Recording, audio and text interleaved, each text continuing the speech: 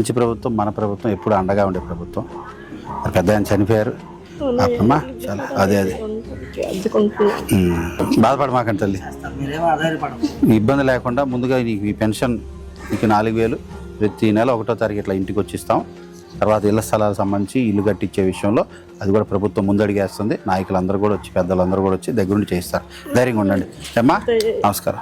ఈ రకంగా బాధ్యతగా ఎన్ని ఇబ్బందులు ఉన్నాయా, ఎన్ని కష్టాలు ఉన్నా అన్నీ కూడా తట్టుకొని ముఖ్యమంత్రి చంద్రబాబు గారు ముందు నా పెన్షన్ లబ్ధిదారులకు పెన్షన్ ఇవ్వాలా, అది ఇచ్చిన తర్వాతే అధికారుల జీతాలైనా ఇంకేదైనా కానీ అని ఆ రకంగా చేస్తున్నారు. నీకు సంతృప్తిగా ఉందా అమ్మా? ఆనందంగా ఉన్నావుగా అమ్మా? ఇప్పుడు సంతోషమేగా? చంద్రబాబు గారు చల్లగా ఉండాలని కోరుకోండి అమ్మా. కూటమి ఇదే 10 కాలాల పాటు ఇలాగే ఈ ప్రభుత్వం కొనసాగితే ప్రతిసారి నీకు ఇలాగే ప్రతి నెల ఈ పెన్షన్ మాత్రం ఆగదు. పెన్షన్గా ఇట్లా ఇంటికి వచ్చేస్తుంది. సంతోషంగా ఉందమ్మా.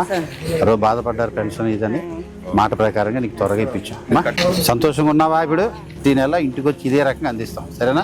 ధన్యవాదాలు. మీ ఆశీస్సులు, మీ సేవకుడు ఎమ్మెల్యే కుమార్ రాజా మీ ఆశీస్సులు ఎప్పుడు కోరుకుంటున్నాడు అమ్మా. నమస్కారం అన్న, దీవించాలి.